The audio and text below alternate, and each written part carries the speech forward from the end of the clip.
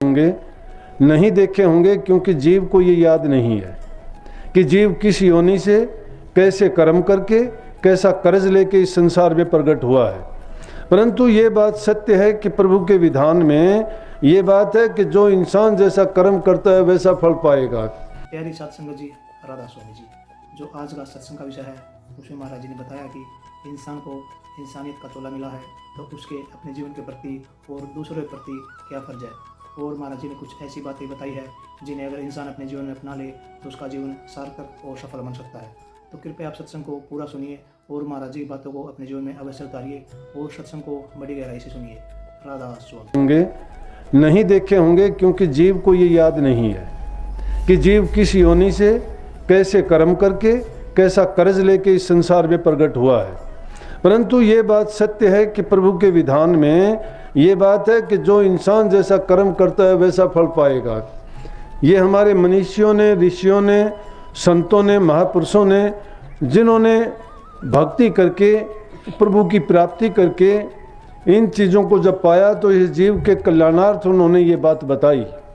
जब उन्होंने उस चीज़ को पा लिया तभी तो वो इस ज्ञान को हमारे सामने बखान कर सके कि इस जीव को बचने का रास्ता, इस जन्म मरण से छुटकारा पाने का रास्ता यही मनुष्य की योनि है, यही एक चोला है।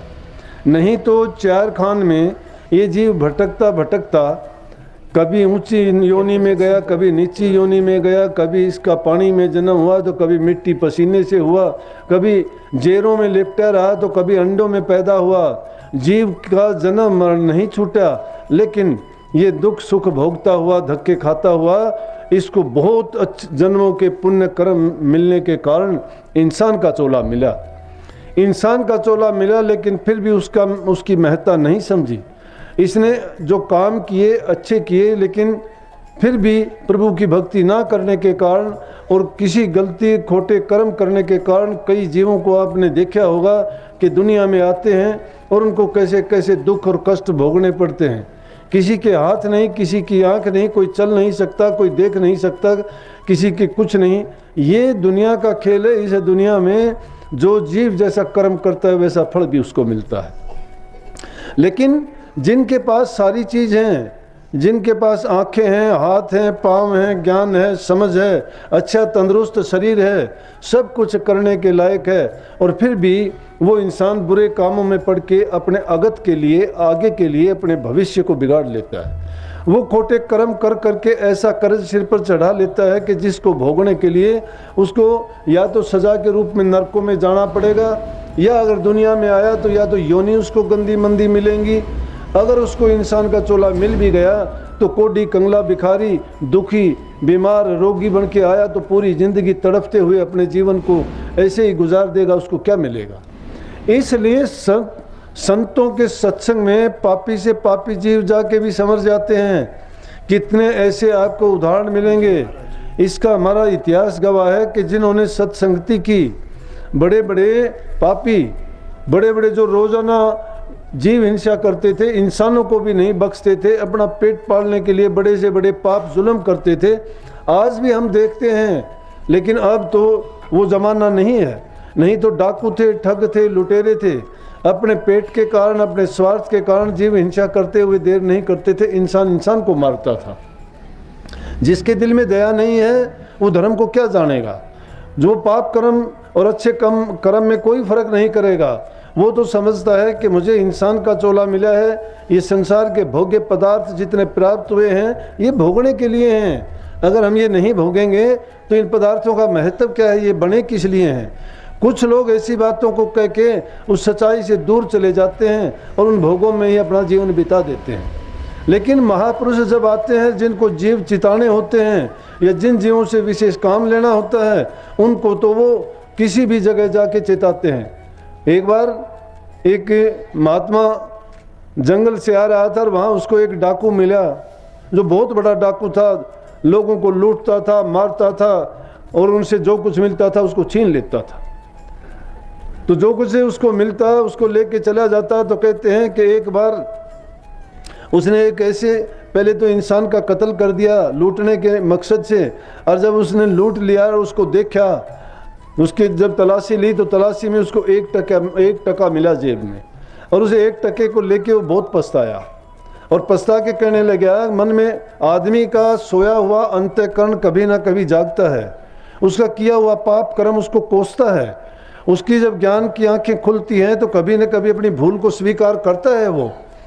लेकिन जब वक्त गुजर जाता है, कुछ करने लायक नहीं रहता, फिर समझने से, पछताने से या उस बात को याद करने से उसको कुछ हासिल नहीं होता।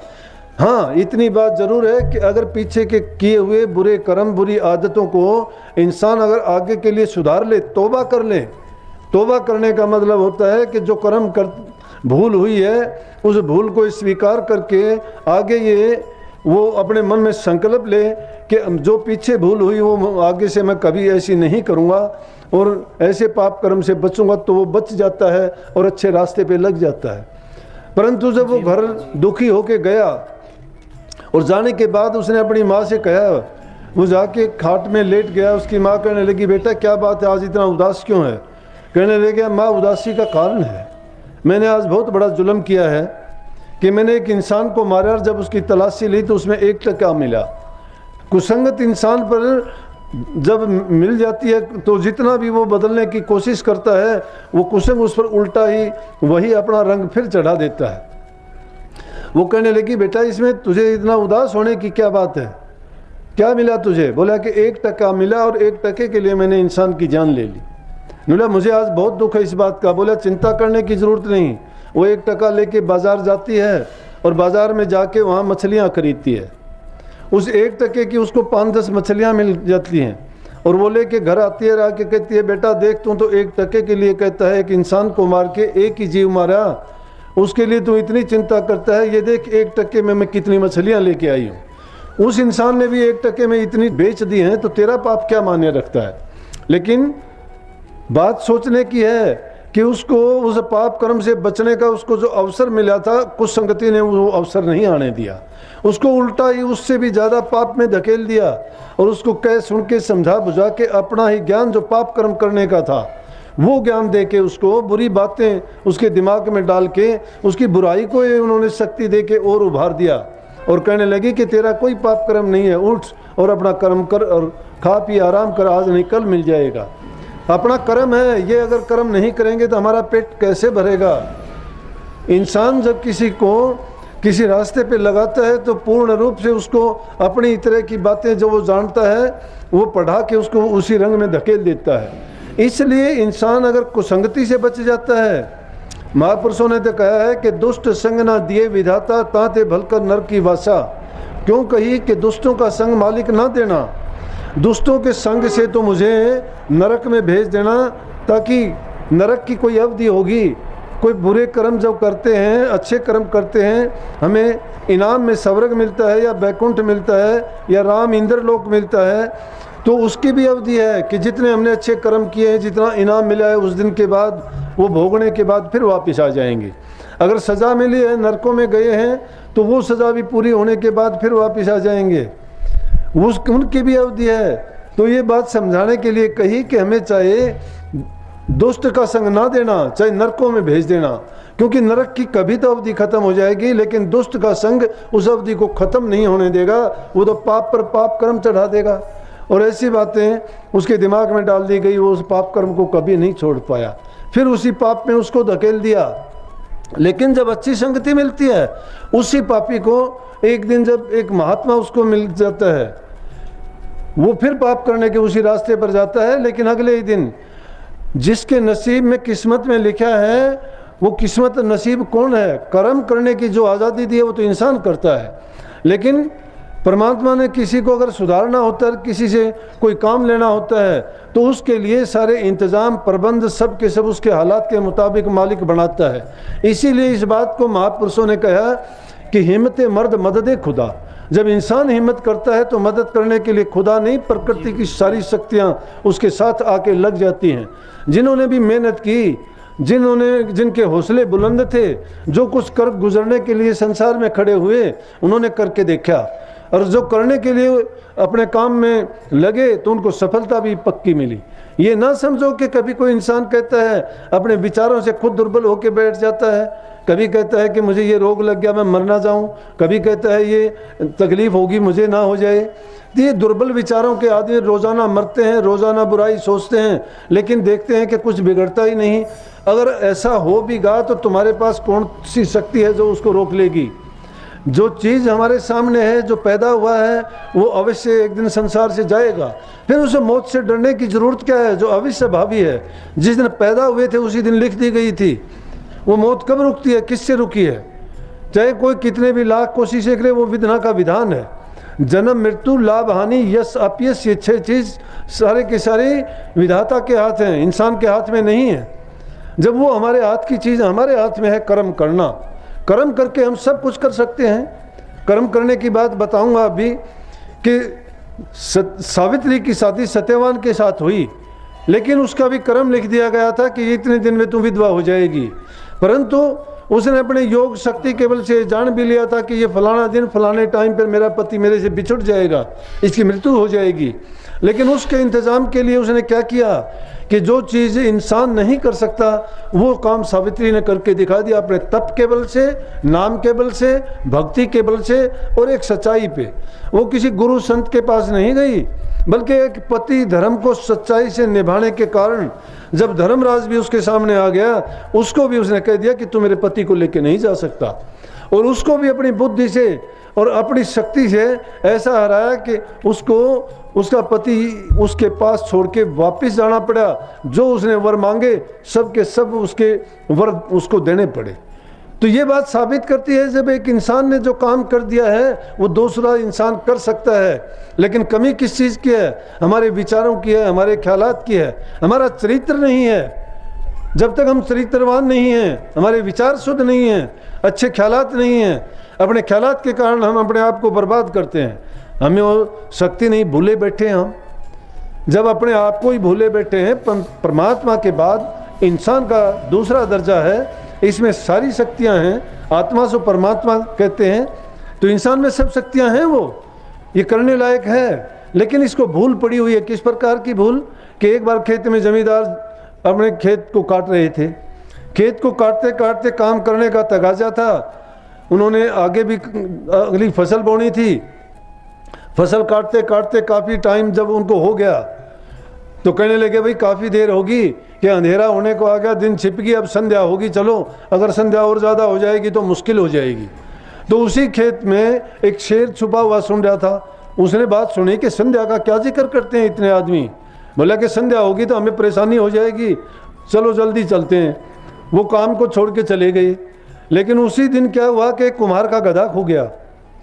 कुम्हार तो अंधेरा, थोड़ी देर के बाद में अंधेरा हो गया। कुम्हार ने सोचा कि गधा नहीं मिला, उसको ढूंढते ढूंढाते पूरा दिन का परेशान था। वो गया तो उसको दूर से वो शेर छिपा हुआ दिखाई दिया। उसने सोचा कि वो संध्या कभी तेरे से हाथ कुछ गड़बड़ ना कर दे। लेकिन कुम्हार ने सोच लिया कि गधा तो यहाँ छिपा बैठा है। 2-3 तो उसको गालियाँ दी कि नालायक, तुझे पता है सुबह से मैं कितना परेशान हूँ, तू कहाँ का कहाँ निकल गया, अब छिपके भी बैठा है। अब शेर डरा हुआ था संध्या से। उसने सोचा कि कभी संध्या तेरे को ना खा जाए। वो और दुबकी मारी जब कि संध्या आ गई। जब उसने ये आवाज़ सुनी, गालियाँ सुनी, उसने सोचा कि संध्या आ गई। इसी के डर के मारे वो गए थे। उसने उसके पास में जाके उसको 2-3 डंडे लगाए, बोला कि उठ खड़ा हो।